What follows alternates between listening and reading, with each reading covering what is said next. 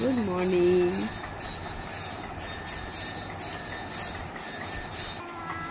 Good morning মাম্মা। এখন বাজে 7:30। আমি ঘুম থেকে উঠে পড়েছি, মাম্মারও ঘুম ভেঙে গেছে। মাম্মা উঠে পড়েছে আমার সঙ্গে সঙ্গে। চলো আজকে ব্লগটা তাহলে এখান থেকেই শুরু করছি।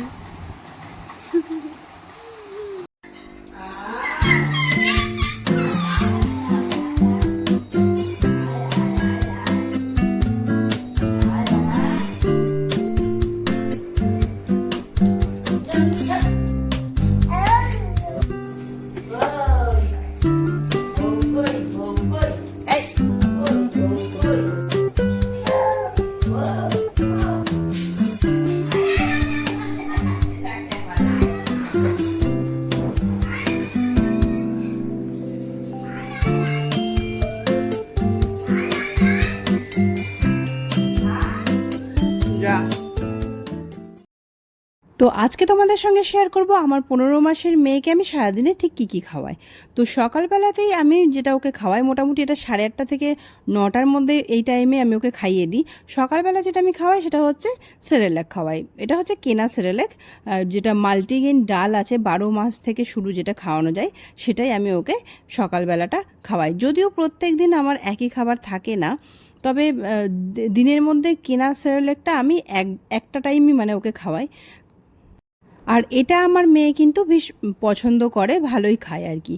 তো সেই জন্য আমি এটাই একমাত্র খাওয়াই, আর অন্য কোনো কিছু খাওয়াই না, মানে কেনা সেরেলাকের মধ্যে আর কি। আগে অন্য কিছু খাওয়াতাম, কিন্তু বেশ কিছুদিন যাবৎ এটাই আমি ওকে খাওয়াচ্ছি। তো এটা যেহেতু ও ভালো খায়, তাই জন্য আমি এটাই রেখেছি শুধুমাত্র দিনে একবার দেওয়ার জন্য। সেটা সকালে হোক কিংবা রাত্রে হোক কিংবা সন্ধেবেলা হোক, আমি মানে ঘুরিয়ে ফিরিয়ে দিই। তো যাই হোক, সকালবেলা খাওয়া দাওয়া এটাই ছিল মাম্মার। আর তারপরে ওর পাপার সঙ্গে ও একটু গেছিলো বাজার করতে, ঘুরতে।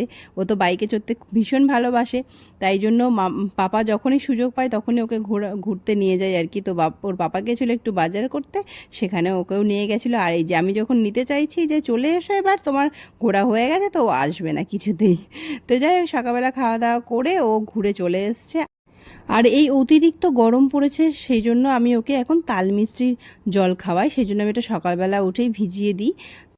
আর এটা যখন পুরোপুরি একদম ভিজে যায়, তারপরে আমি এটাকে ভালো করে, মানে এই জলটাকে ভালো করে ছেঁকে নিই। আর প্রয়োজন যদি মনে করি তাহলে সেটার মধ্যে একটুখানি জল অ্যাড করি, তারপর সেই জলটাকে মাম্মাকে মানে খাওয়াই আর কি। কিছুক্ষণ বাদে বাদেই খাওয়াই।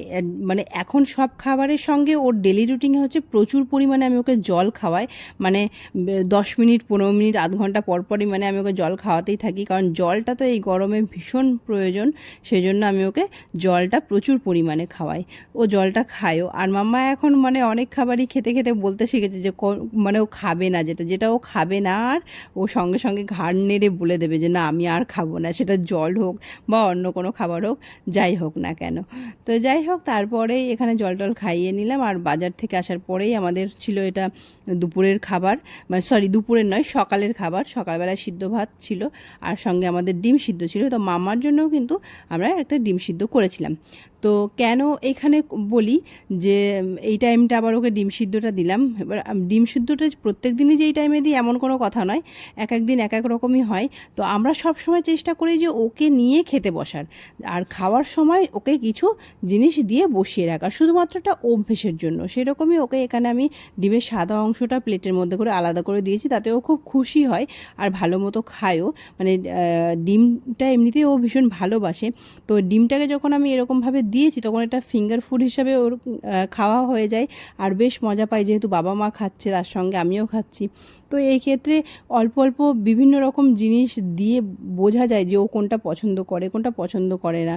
সেই রকমই নতুন নতুন জিনিস দেওয়া যায়, বা যেটা ও ভালো খায় সেই রকম ধরনের জিনিসও আমি দিয়ে থাকি। তো খাবি কলা? কলা ভালো মাম্মা, ভালো কলা।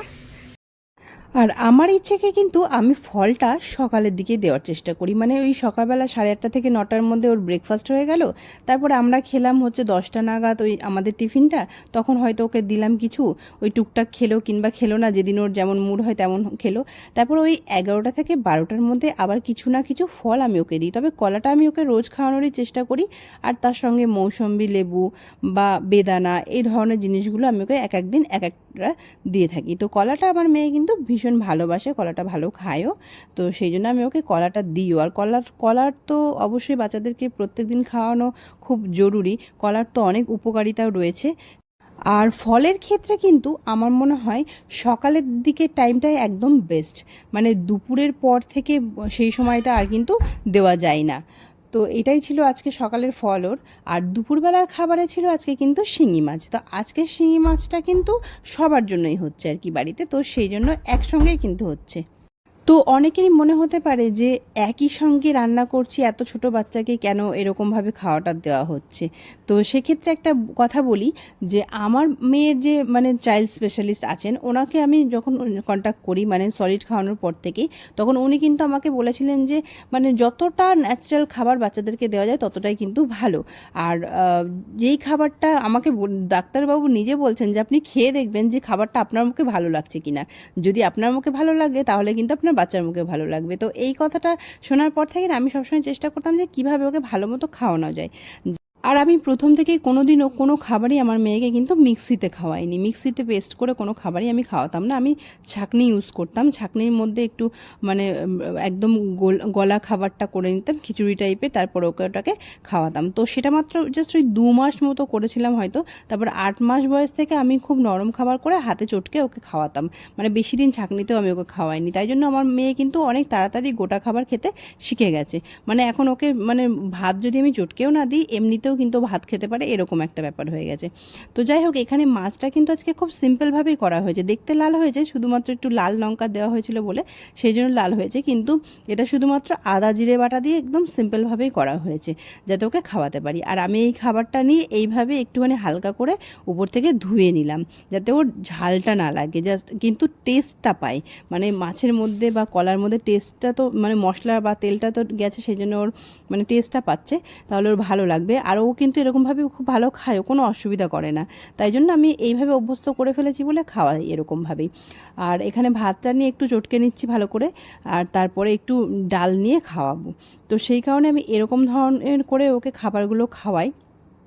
তো খাবার তো খাওয়াতে ওর পেছনে পেছনে একটু ঘুরতেই হয়, ঘুরে ঘুরেই খাওয়াতে হয়।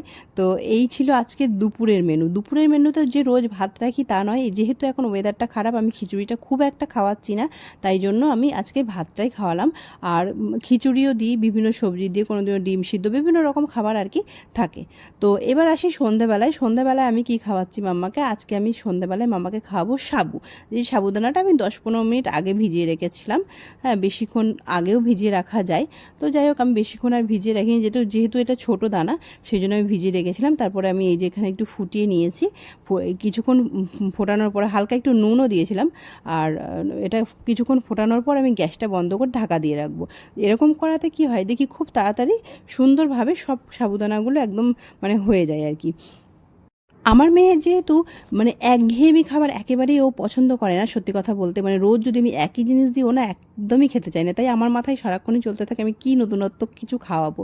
আমি সন্ধ্যাবেলাতে অন্য একটা হোমমেড সেরেলাক খাওয়াতাম, কিন্তু সেই খাবারটা আমি এই মুহূর্তে স্টপ রেখেছি, কারণ সে অতিরিক্ত গরমের জন্য। কারণ ওতে একটু ড্রাই ফ্রুটস থাকবে, তো অতিরিক্ত ড্রাই ফ্রুটস তো এখন ডাক্তাররা মানা করছেন গরমে খাওয়াতে, সেই জন্য আমি ওটাকে স্কিপ করে যাচ্ছি এই কিছু দিনের জন্য। তো সেটাও আমি তোমাদের সঙ্গে পরে কোনো একদিন শেয়ার করব কি করি, কি খাওয়াই, কিভাবে খাওয়াই। আর আজকে এই যে সাবুদানাটার সঙ্গে আমি ফর্মুলা মিলিয়ে খাওয়াচ্ছি। আর একটা জিনিস কিন্তু খুব ক্লিয়ার যে একজন মা সব থেকে ভালো জানে যে তার সন্তানের কী সহ্য হবে, কী সহ্য হবে না, কী ভালো হবে, তার জন্য সে শুধুমাত্র তার মাই ভালো বুঝতে পারবে। তাই সে তার মাকেই ডিসিশন নেওয়া উচিত যে সে কী খাবে কী খাবে না। তো যাই হোক, যে সব বাচ্চা যে এক ধরনের হয়, সব বাচ্চা যে এক ধরনের খাবার খাবে সেটাও কিন্তু নয়। তো সেটাও আমাদেরকে অবশ্যই খেয়াল রাখা উচিত, বিশেষ করে যারা নতুন বাচ্চাকে সলিড খাওয়ানো শুরু করছে তারা তো অবশ্যই এই জিনিসটা খেয়াল রাখে। আর এবার চলে আসি রাত্রেবেলার খাবারে। রাত্রেবেলা আজকে মাম্মার জন্য রেখেছিলাম ডালিয়া। তো ডালিয়াটাকে ভালো করে ধুয়ে নিয়ে তারপর একটু প্রেসারে সিদ্ধ করার জন্য বসিয়ে দিলাম, একটু নুন দিয়ে পরিমাণ মতো।